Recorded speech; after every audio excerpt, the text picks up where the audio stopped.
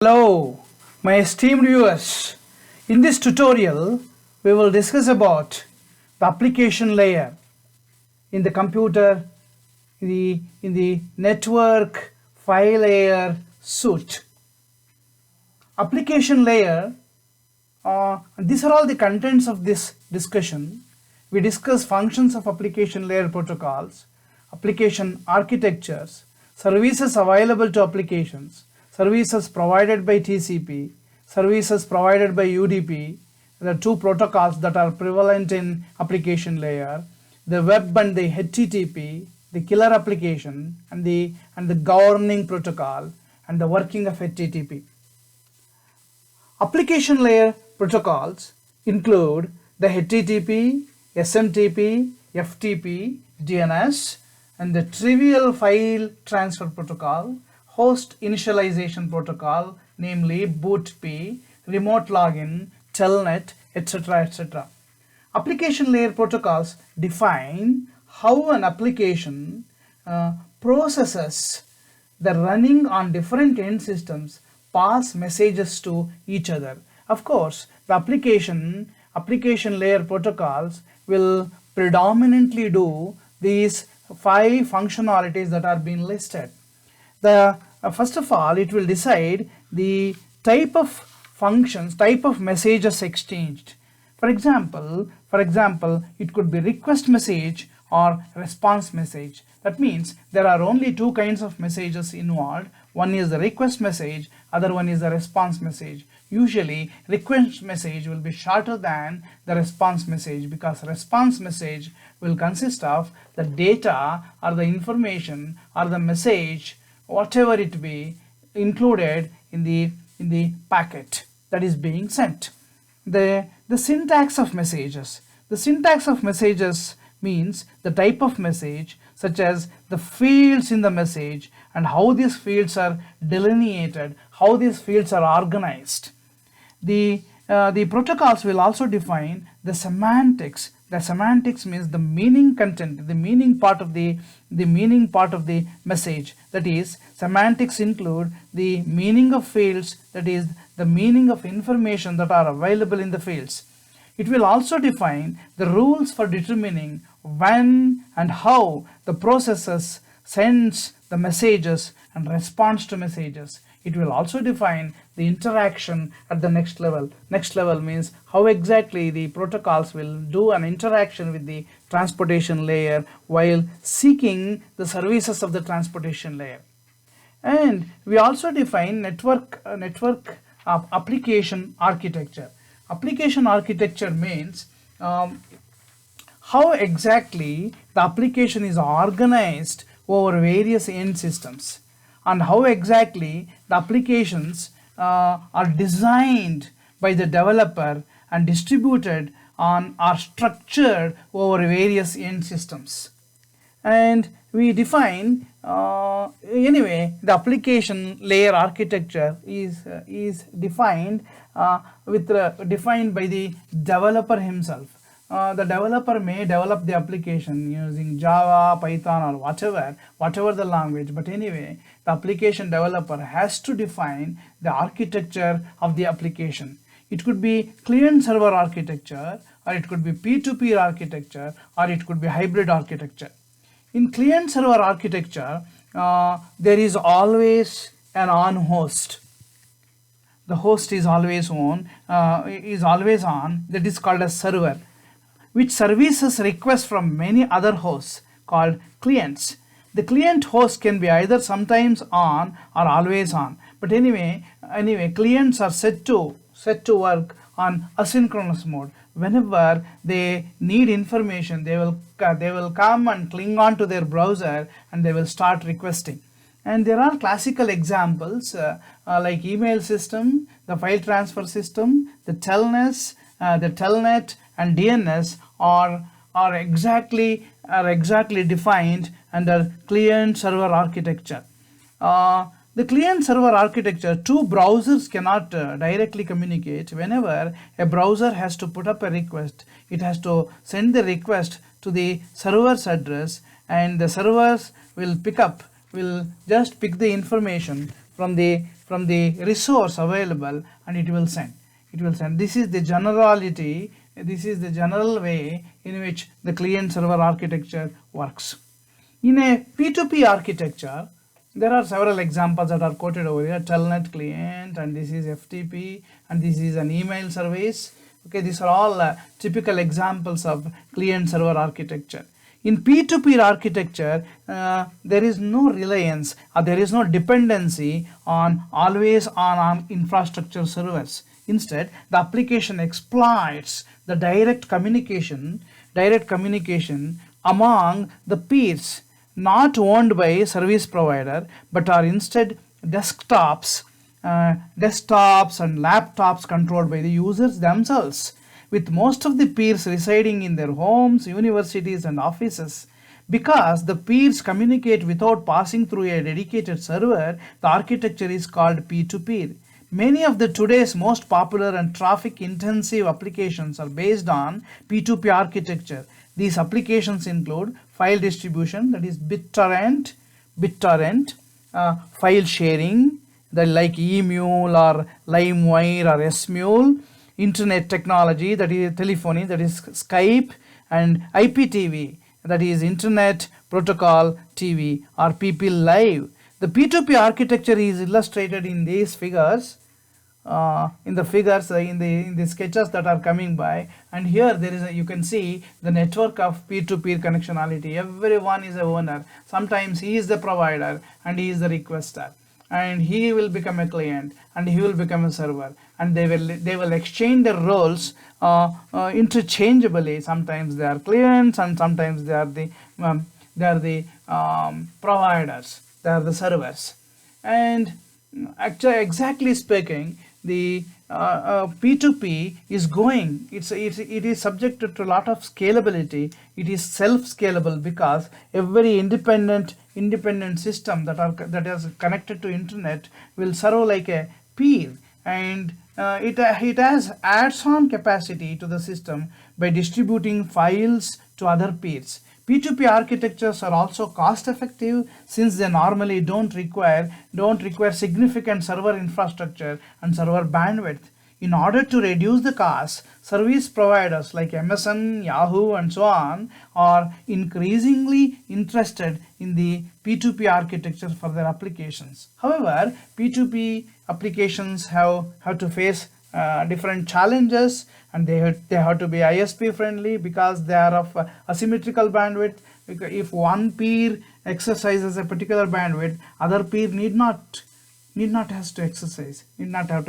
Therefore, this is a major challenge, and security is a major challenge because they are independently exchanging their files, and they have to be provided with incentives because it is the next generation computer networks has to be P2P only. This is the feeling among network engineers. And there is another architecture called hybrid architecture. In hybrid architecture, there is a mix of client server architecture and P2P architecture. One typical example is instant messaging. In instant messaging like WhatsApp or any other, Skype or WeChat, Line, Twitter, Messages, Telegram, and Facebook and Hangouts, the servers are used to track the IP address of users, but user-to-user messages are sent directly. Therefore, it has elements of client-server architecture as well as P2P peer-to-peer architecture. Services, there are several services are available to the applications from the layer beneath, that is transportation layer. Among them, the predominant services that are available to the applications are reliable data transfer, the throughput, the timing, and the security. Reliable data transfer includes 4 components, that is the authenticity. The receiver, the intended receiver should receive the message, and the order in which the messages are sent is the order in which messages are received, and no error, no data loss. And there are some applications which are data loss intolerant, like financial applications and defense related applications. They can't afford to lose the data. while there are some of the real-time applications like multimedia applications like real-time audio video and stored audio video can be loss tolerant application. They can sustain a little bit of data loss, and of course the end user will be able to connect and we will be able to reconstruct. Reliable data transfer also include no errors. Of course, in order to take care of this particular element, there are protocols which can detect and correct the errors. And throughput means providing the requisite amount of bandwidth. For example, there are some of the real-time applications, or most of the real-time applications are bandwidth sensitive applications. That means they need a minimum required bandwidth. Otherwise, if minimum bandwidth is not provided by the channels, they are going to suffer from glitches. And there are some applications like ordinary files, PDF files, or Word file, or whatever, which can be exchanged over the channels with the whatever the bandwidth that is available. It can be too high a bandwidth or it could be too low a bandwidth.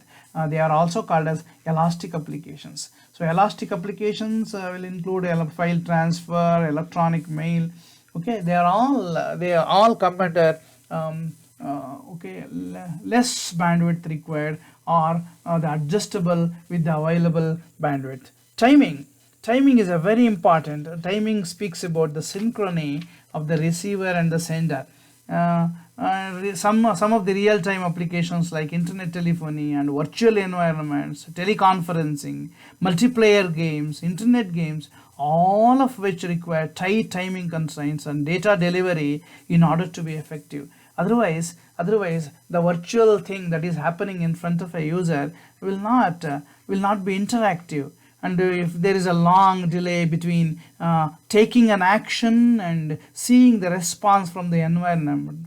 For example, from another player at the end of an end-to-end connection makes an application. Let us say if he wants to draw a trigger in an internet game, if the trigger is not coming out, or if the bullet is not emanating out of the what is that, the pistol or whatever, there is no it will become less realistic. Therefore, timing is very important. This is also called as synchrony. Security, of course, there is no second thought about this security. Security is to be provided. Anyway, the end-to-end systems will provide the security in terms of encrypting and decrypting the messages. And anyway, the transportation layer protocol provides two kinds of services. One, the kinds of services provided by TCP, and the other services provided by UDP. Okay, TCP provides connection-oriented service. It establishes connection between the sender and the receiver, and it promises reliable data transfer. All the reliability issues are safeguarded by TCP. It does flow control, which is a local phenomenon that happens in a router. It also does the congestion control. Whenever the entire internet comes to a grinding halt, TCP will prevail, and it will loosen these particular situations in terms of reducing the congestion. As far as UDP is concerned, UDP doesn't provide any of the services that are provided by TCP. Therefore, it is also called as a no-frill protocol. It provides a connectionless service, no connection establishment, no reliability issues satisfied, no flow control, and no congestion control. Having said this, UDP also playing a major role in transportation layer for kind of applications that are very much time sensitive. And we will discuss now the very first application, the killer application called the web, okay, which is being governed by HTTP, that is Hypertext Transfer Protocol. The web, World Wide Web, which was developed by Berners-Lee in 1994. The web was the first internet application that caught the general public's eye. It dramatically changed and continues to change. Perhaps what appeals the most to the users is the web operates on demand. Users can receive any kind of information whenever they want, whatever they want. therefore it is unsynchronous in nature. It is something like a broadcast radio television. It is something like, okay, this is run under the behest of under the control of hypertext transfer protocol, the web's application layer protocol, and it is at the heart of the web. Okay, the web protocol, this web has the web, which is a consortium of different types of applications, has a web page, also called as a document. It consists of objects. An object is simply a file such as HTML file, a JPEG image, a Java applet, or a video clip that is addressable by a single URL, that is Universal Resource Locator. Most web pages consist of a base HTML file and several referenced objects. For example, a web page contains HTML text and 5 JPEG images and 6 other objects, kind of figures, etc. Totally, it may contain more than 12 objects of different nature. They will all come with a hyperlink. Whenever the user clicks on this, he will be taken to a server where the connected information is available. Anyway, the HTTP writes on TCP. That means it uses the services of TCP.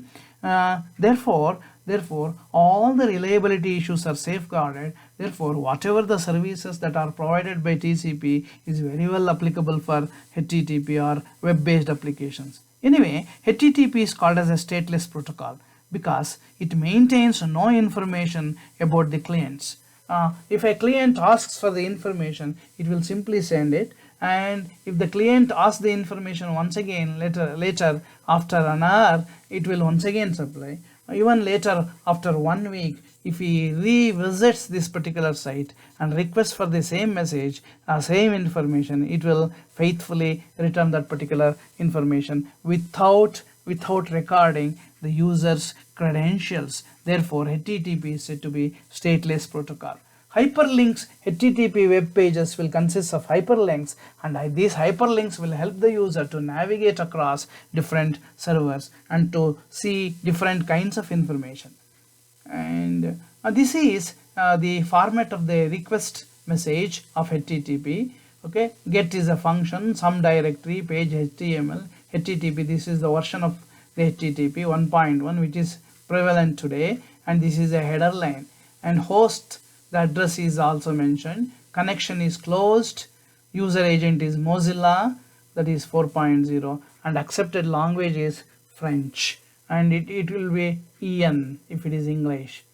Okay, and this is the response message, HTTP, the connection is okay. This is a code, and okay, connection is okay, connection is closed. The request was made on Tuesday 16th February 2021, 12 GMT, Greenwich Meridian time. The server was Apache 1.3.0 running on Unix. The requested message or requested information was last modified during 23rd December 2020 during this particular time on Sunday. The content length happens to be 6800 bytes, and the content type is text and HTML. This is the header of that response message, and here it is filled with the requested information. Therefore, it is written as data. Okay. Now, working of HTTP. HTTP. Okay, a PC running on Explorer, it will put up a request.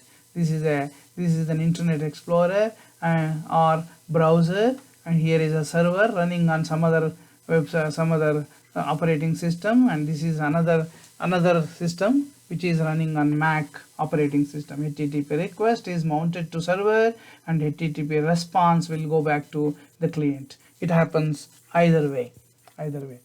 HTTP is based on client-server architecture. As I said earlier, a web page is the basic unit. Objects are placed on the web page. Okay, and HTTP writes on TCP, and it's a stateless protocol. It's very important. HTTP works in 3 modes of connections, 3 types of connections. One, it's non-persistent connection, the persistent connection, and persistent pipeline connection. In a persistent, non-persistent connection, what happens is the HTTP client process initiates a TCP connection to the server, let us say www some university.edu on port number 80, which is the default port number for HTTP.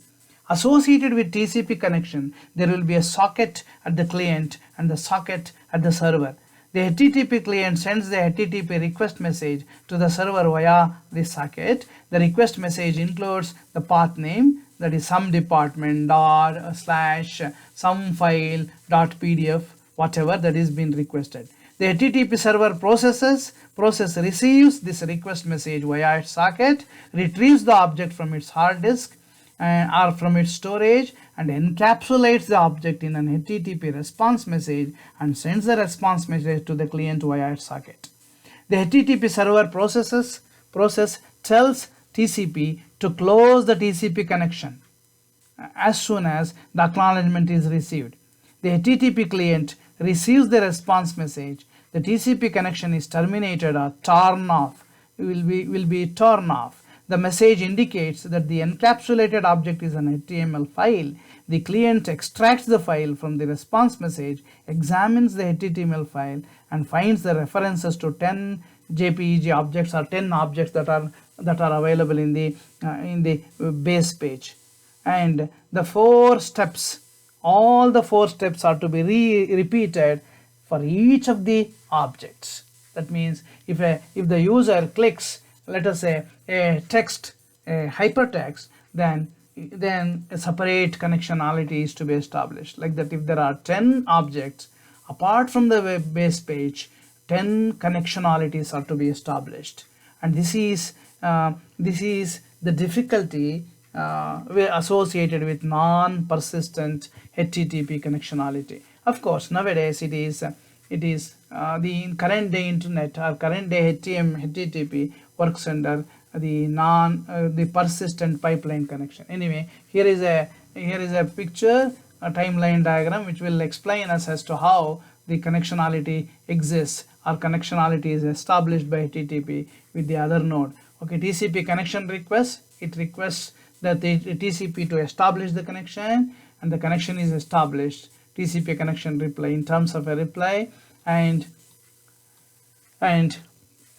upon receiving the connectionality establishment, the client will ask for some file, and here it is the connection request, connection reply, and here is a request for the file, and the file will be sent. And you can notice some kind of a big line that is drawn over here in the form of a block, because this happens to be the length of the file. Even length of the file is to be transmitted to the outbound link, therefore it also takes some amount of time. Here the messages are very cryptic in nature, therefore it doesn't take absolutely any time, and here the file is to be injected into the outbound link, therefore it also takes some amount of time, and this some amount of time should be necessarily equal to transmission delay.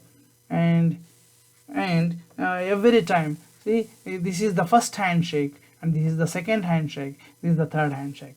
Therefore, TCP is set to establish the connectionality between the sender and the receiver, between the browser and the server by doing 3 handshakes, and it will consume 1.5 RTT. And here it is called as round trip time. The round trip time is the time elapsed between sending of the request and receiving the response. That is the time, and this is the request that is being mounted to the receiver, that is the server. Therefore it takes only half time. So here full RTT and here half RTT. Therefore 3-way handshaking consumes 1.5 RTT. In persistent connections, okay, non-persistent connections have some shortcomings. First, a brand new connection must be established and maintained for each requested object. With persistent connections, the server leaves the TCP connection open after sending a response. Subsequent requests and responses between the same client and the server can be sent over the same connection. In particular, an entire web page, in the example that we have cited, the base HTML file and all the other 10 images or 10 objects that are available in the base page can be sent over a single persistent TCP connection. However, persistent pipeline connection comes with a speciality. There is a special add-on. The server will not wait for the acknowledgement for the previously sent file. It simply puts the response message or file for the next request or subsequent request. Therefore, all the 10 objects requested, if at all it is requested by the client, will be pipelined. That is, it will be placed one after the other in the channel towards and it will be flowing in the channel. Here pipe means the channel will be flowing in the panel, or will be just progressively moving over the channel towards the requester, that is towards the client. And here are some of the questions that are listed over here. My respected viewers can always go through this and they can answer them. With this, we conclude the session on application layer. Until we go for the next application, next protocol.